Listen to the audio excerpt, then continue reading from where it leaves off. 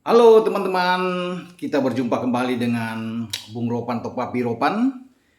Banyak yang meminta juga saya untuk bisa berbicara tentang Chelsea yang akan bermain pada dini hari nantinya, atau Jumat dini hari. Tetapi saya tetap harus bisa menurunkan pembahasan ini, bagaimana peluang tim asuhan Thomas Tuchel di saat mereka terus mempertahankan posisi ketiga dalam klasemen sementara di Liga Inggris. Oke, ada 4 pertandingan yang akan dimainkan, 4 pertandingan tunda. Ini memasuki sebenarnya ini pekan ke-30 ya. Namun banyak tim yang masih memainkan pertandingan di bawah pekan 30 justru termasuk Chelsea ya, yang baru akan memainkan pekan ke-27 mereka. Ya, baru 26 pekan sebelumnya mereka bisa bermain dan mereka tertinggal 16 poin saat ini di belakang Manchester City, pemuncak klasemen, dan 10 poin di belakang The Reds Liverpool yang berada di peringkat kedua. Nah, kalau bicara dengan lawannya mereka pada pertandingan dini hari nanti, Norwich, saya rasa dan semua ya pengamat pundit dimanapun, ya, termasuk para pendukung Chelsea ya, di seluruh dunia, bahkan ada yang ada di Indonesia, meyakini bahwa ini akan menjadi pembantaian.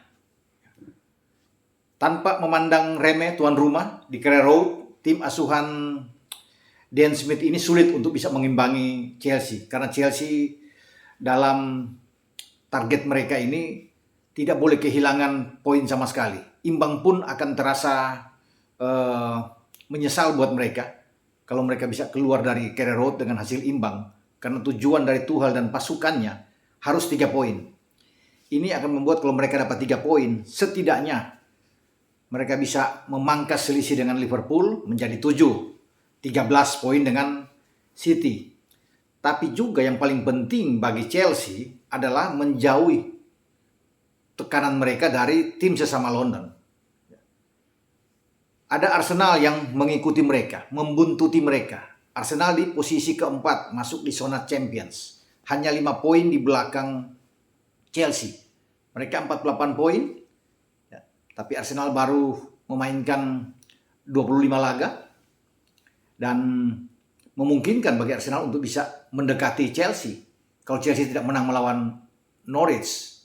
Nah, itulah sebabnya bahwa pertandingan ini walaupun ketemu dengan tim yang menempati posisi paling buncit, karena Norwich ini kan dari 27 pertandingan itu mereka berat sekali ya.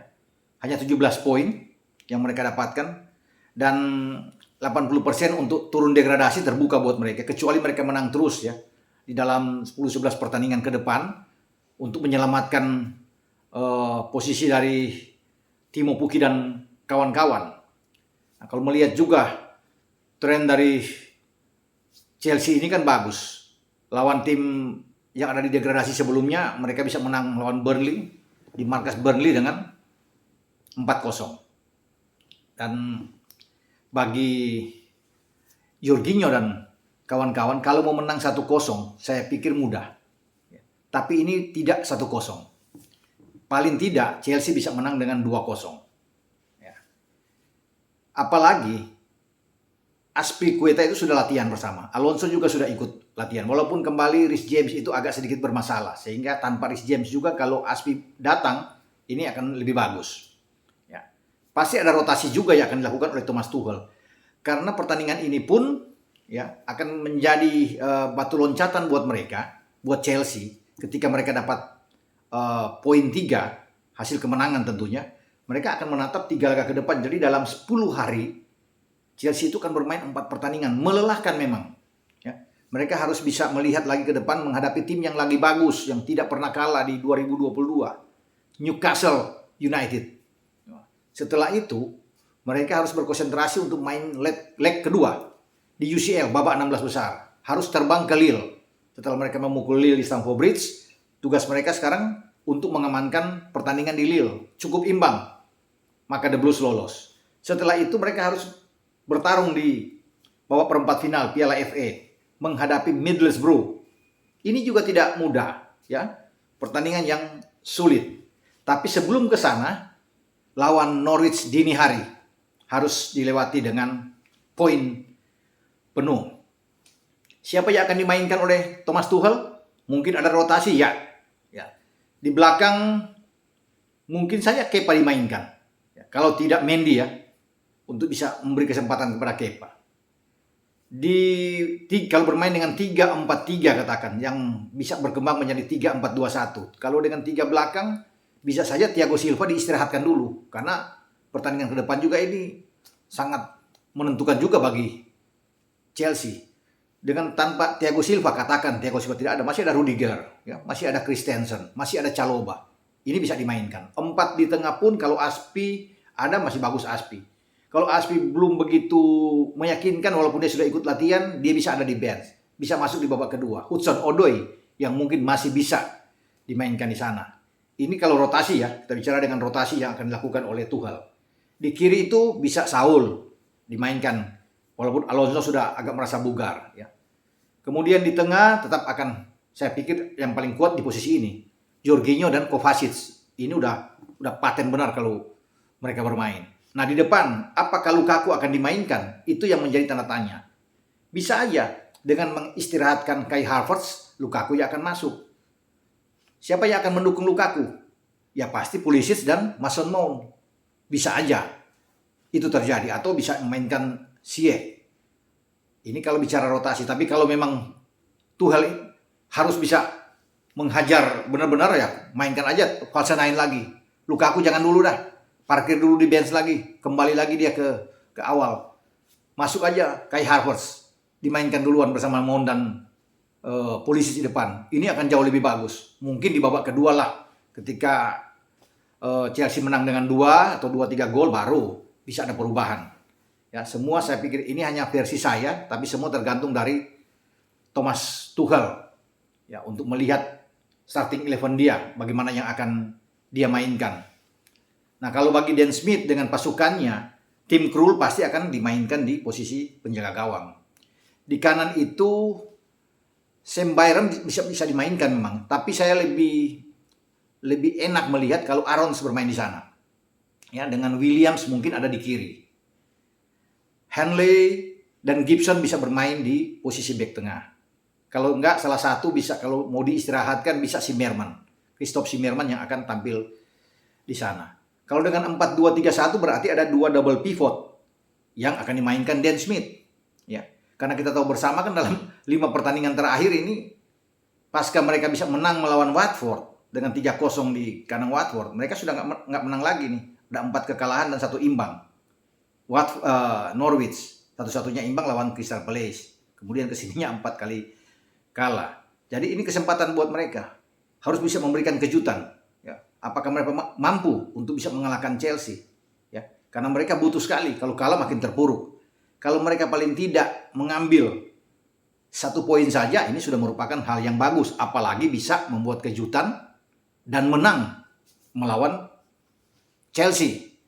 Nah, kalau tadi saya sudah katakan dengan 4 pemain di jantung pertahanan mereka, ya, siapa double pivot yang bisa dimainkan di sana? Ya kita nggak tahu, karena Billy Gilmore mungkin nggak bisa dimainkan karena bermain dengan Chelsea kan. Dia akan diparkir.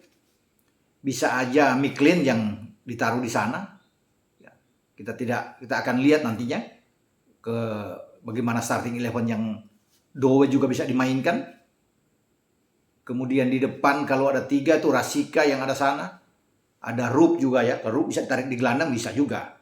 Ini pemain yang mencetak gol di gawang Liverpool. Bisa aja di tengah. Kemudian di depan ada Rasika, masih bisa. Sargen masih bisa bermain. Doe yang bisa berada di belakang Puki. Jadi itu 3 pemain di depan, di lini serang. Nah siapapun yang dimainkan oleh Dan Smith ini akan sulit memang. Menghadapi kedalaman skuad Chelsea yang bagus. Dengan mereka bisa menguasai dalam ball position yang pasti akan sangat tinggi. Kalau lihat compare antar lini juga, Chelsea ada di atas. Karena kita masih ingat ya, 23 Oktober tahun lalu itu babak belur tuh Norwich bermain di Stamford Bridge. Kalah dengan 7-0. Bahkan Norwich ketika itu hanya melakukan 3 tembakan sepanjang pertandingan. Mereka itu hanya 1 on target. Nah Chelsea 23 tembakan.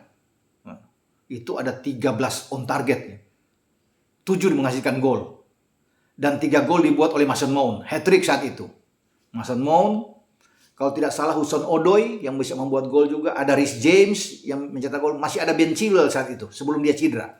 Dan 1 gol bunuh diri kalau nggak salah Aarons bek kanan mereka yang Norwich ini. Sehingga 7 gol yang lahir di gawang tim Krul. Nah sekarang tim Krul akan main lagi. Bukan tidak mungkin juga mereka akan babak belur. Dan Chelsea akan pesta gol. Namun bagi saya ini bukan soal mencetak gol sebanyak mungkin bagi Tuchel ya. 3 poin aja mereka incar. Mau menang 1-0, 2-1, ya 2-0. Yang penting mereka menang, tidak perlu dengan banyak gol. Kalau banyak gol itu hanya bonus aja lah. Mereka bisa pesta gol. Tapi karena mereka harus pintar-pintar untuk bisa menyimpan tenaga. Karena pertandingan ke depan kan 10 hari saya sudah katakan. Ini pertandingan-pertandingan yang menuntut semua pemain harus bugar.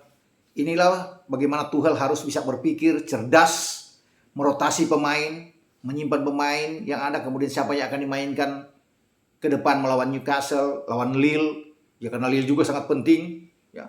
Mereka harus bisa lolos ke perempat final di Liga Champions sebelum mereka menatap Middlesbrough, ya.